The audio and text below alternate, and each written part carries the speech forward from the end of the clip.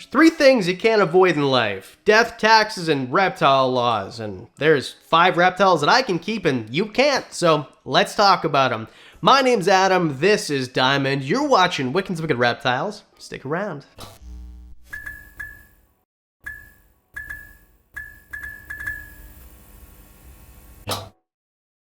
Now, we've done other videos about the silliest reptile laws. You can watch right here if you want, or here wherever they come up. These are the reptile laws that prohibit you, most likely, from keeping reptiles where it doesn't prohibit me. And I'll tell you why, just quickly. It's not because I'm some lord, it's just because I don't have a lot of laws where I live. So there's provincial laws or state laws, city laws, municipality laws. There's a whole bunch of different laws you can have. Where I live, it's really lenient. If I go 5 minutes, up the hill there, everything's illegal. Here, they haven't really touched us yet with bylaws. So that's what I mean. Let's just get into it a little bit more, but starting off with number 5, Fiji banded iguanas. Now, I wanted to have Frankie in my hands for this, but he's huffing and puffing for some reason, and we'll talk about that in a sec. Fiji banded iguanas are from the Fijian archipelago, and actually the one I have, Frankie, is a Tonga banded iguana, same genus, just different island locale, basically. Anyway, these are brilliantly blue and green type of iguanas. Well, their bands are sometimes white or blue. Mine looks like the Kool-Aid Man, and that's why his name is Frankie. Now, from out of the blue, a totally new Kool-Aid flavor. New berry blue, it's coming at you. Berry New berry blue. Oh yeah. Or Frankfurt the Third, because he kind of looks like a sir, but he'll also steal your girl. So that's why he's just a sir and kind of like a mobster. But anyway, Fiji banded iguanas you cannot have in the US. We can have them here in Canada, and we can have them in the UK. And it's not like you can't have them in the US because you can't have them. It's that there's none there that are legally in private collections, and you can't bring them in because they're a CITES animal. So it's nearly impossible to transport them across borders. So even though I have one here, and I live very close to the US border, I can't just bring it across to Niagara Falls or Buffalo or wherever. Now, this is like a 2-ish foot, maybe 2.5 foot animal, so they don't get that big. They are generally pretty docile, although Frankie is having a hissy fit for some reason. I'll just flood you with B-roll here. And they're arboreal. I think I said that, but that's probably my favorite part. Just that they're up in the tree all the time, so he's kind of like here, there, everywhere. We're getting him into a really cool enclosure soon. It came, but it was broken, so we're getting a replacement. Anyway, you'll see that in a couple of weeks. They like it a little bit more humid. They don't like it getting too cool, so night drops can't really be a thing with these animals. They're herbivores, so they're going to eat things like Swiss chard, endive, stuff like that, right? So that's what we feed him. Well, actually, he came eating Missouri tortoise diet. I don't know why, but we're switching him over to his proper diet. I just think Fijis are awesome. I have one. I'm so lucky. Like, I love this freaking animal. Okay, let's move on. Number 4, Naultinus geckos, sometimes called Nautilus geckos or green geckos or Northland green geckos. Anyway, it's a genus with a bunch of different species, 13 I think, that comes from New Zealand. Very cool animals. I absolutely love these animals. I think they're cool. But we can have them in Canada and you can't in the US. But you can have them in Europe. That's a thing. There's lots of them in Europe. And here in Canada, they're like $13,000 a lot of the time. They are wildly expensive, but you can have them. And it's the same thing with the Fiji banded. It's not like you can't have them there. And like the Fijis, I think they're in zoos in the US, but there's really none in private collections, and you can't bring them in. In fact, if you smuggle them out of New Zealand, there's stiff fines and sometimes jail time. There was a man who tried to steal some and smuggle them out. He spent 6 months in jail. Other times, guys have been fined literally tens of thousands of dollars, like smuggling them in their underwear on planes and things like that. It's like the crown jewel. Same thing with the Fiji banded. The Fiji banded iguana in Fiji is their crown jewel. The Naultinus gecko in New Zealand is, well, the tuatara is their crown jewel. But these, in terms of geckos, are just amazing. They're arboreal, they're diurnal, they are manageable size, they're green, which is really cool. They just have these cool little faces. Just overall, they're very unique, and I think that's why a lot of people like them. But again, subtle Canadian flex. We can have them. If I did this video the other way around, things that you can have and I can't, we'd be here all freaking day. Number 3, giant snakes. Now, this one isn't a Canada-US thing, because although people think so, in Canada there are no laws that say, well, all of Canada you can't have certain things.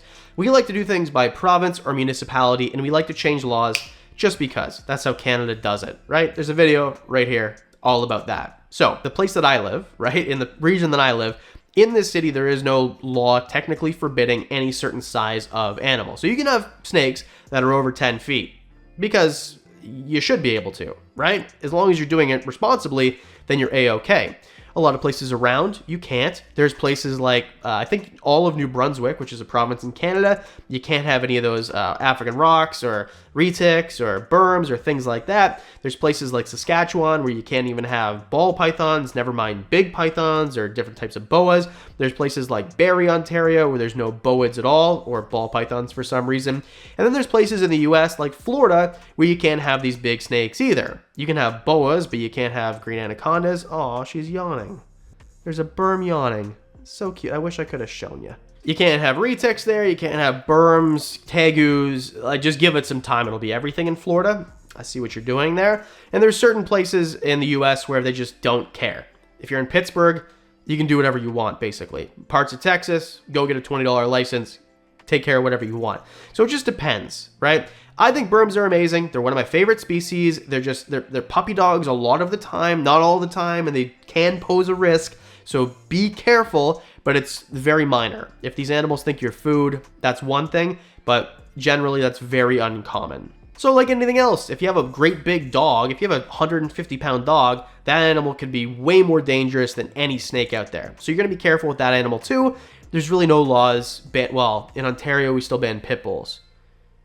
Why do we do that? That law is like 20 years old. Like, Dougie, come on, buddy. Let's fix this. I gotta tell you, I have absolutely no idea what I'm doing. So anyway, I disagree with all these laws against the big snakes. Just, if you have them, use common sense when you handle them. Number 2, crocodilians. So again, technically where I live, no issues. There's a lot of places in Canada and the US where you can have them, but there are way more places where you can't. So I get why you'd want to maybe vet somebody before they can have one, like licensing system. That would make sense, because crocodilians, even if it's a small one, like a dwarf caiman, they can still be pretty dangerous in that they have razor blades in their face and they're quick, and it's sometimes difficult to tame them down so that they're docile enough to handle. So I would definitely exercise caution with these animals, but again, I don't think they should be banned. I just also think most people shouldn't have alligators or crocodiles or caimans or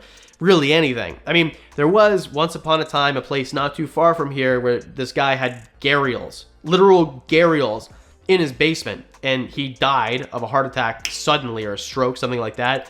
And he had some of the most endangered species in the world that were then shipped to zoos all over the place. Now, this guy was an expert, and there was no issues, and none of these animals ever hurt him. But at the same time, I think that maybe there should be a licensing system if Joe Blow wants to have a big crocodile in his basement. Now, of course, people are going to say, well, what about snake discovery? That's different. They're experts. I got nothing but love and respect for Ed and Emily. And that was a rescue alligator that was severely stunted and they needed to do something. And now they have a zoo enclosure. So anyway, most of the time you need permits, or they're just all out banned in most parts of the world. Crocodilians. And speaking of crocodilians, this shirt is like pretty sick, right? I want to say thanks to Into the AM for sending me this shirt. They're the sponsor of today's video. If you want shirts like this one and so many more, you see me wearing them in tons and tons of episodes, please go to intotheam.com/WWR, and right now you can get 3 graphic tees for $55. Where else are you gonna? Okay, and they fit perfectly too, by the way. These shirts are the best fitting shirts that I've ever worn. Thanks for rocking with me, Into the AM, and you can rock with Into the AM too. 3 shirts, $55, intotheam.com/WWR. Let's get back to the list. Number 1, obviously, HOTS, venomous snakes, and lizards. Because there are different bylaws and bans and things like that, even for things like beaded lizards and Gila monsters. Because, well, makes sense. These animals could hurt you. They're not going to kill you, most likely. It's going to be a bad day. And then there's animals like squams and eyelash vipers and copperheads, which again, probably won't kill you, but it's going to be a real bad day. And then there's animals like black mamas and king cobras, where if they bite you, bushmasters, it's start praying, because even if you don't believe in anything, you're going to need all the help you can get in order to survive that bite. Even if you're sitting in a hospital bed as you're getting bit and they have antivenom right there. Those bites can be very serious no matter how quickly you get treatment. So I understand, again, a licensing system maybe. I'm not advocating like my mind's not made up. I'm just saying I understand why there might be some red tape there. But to all out ban them, people are going to do it anyway. Give them an option to do it safely. Give them an option where there's a course available and licensing. Because if you all out ban, then there's none of that. Because let's suppose that there's a ban, right, on venomous snakes, and you are dead set. You're going to keep a gaboon viper. There's nothing that's going to stop you. Well, you can't just go seek training, because then people are going to know it's an illegal thing, right? So make it legal, but with red tape. That's what I recommend. We already did a whole video, I think I already pointed to it. But either way, there's a lot of places that don't have a law, they don't have a ban or anything like that. And then most places do. Most places have either a permit system or training required or something, or just an all-out ban. And there is tons of places like that. So anyway, those are the top 5 reptiles that I can keep and you can't. Well, sort of. You guys get the idea, right? Let me know in the comments section what you think. What can you keep that maybe most people can't? Or what kind of silly laws are there in your area? As always, please hit the like and subscribe while you're down there. I'd really appreciate it.